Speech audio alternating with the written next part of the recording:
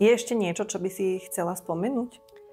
Áno, ešte tu často chýba spolupráca rôznych odborníkov a vlastne to, že často niektorí odborníci ani netušia, aké majú kompetencie iní odborníci. Je tu množstvo odborov, na ktoré sa zabúda a kde by vlastne mohli deti túto včasnú intervenciu dostať. A sú to napríklad špeciálni pedagógovia, liečební pedagógovia, sociálni pedagógovia alebo sociálni pracovníci, detskí psychológovia. A často sa potom stane to, keďže nemajú vlastne akoby rozšírený obzor, nevzdelávajú sa títo odborníci, tak často sa stáva to, že príde dieťa napríklad k detskému psychologovi s nejakou fóbiou a keďže ten odborník nevie, že vlastne v tele sú nejaké reflexy, ktoré sú neintegrované a o tom nikdy nepočul a tieto neintegrované reflexy môžu vlastne súvisieť aj s fóbiami, tak pracuje na tej fóbii, ale táto vlastne terapia je často neúčinná práve preto, že tie reflexy nie sú integrované v tele. A tu vlastne chýba to prepojenie a to, aby tí vlastne odborníci chceli spolupracovať a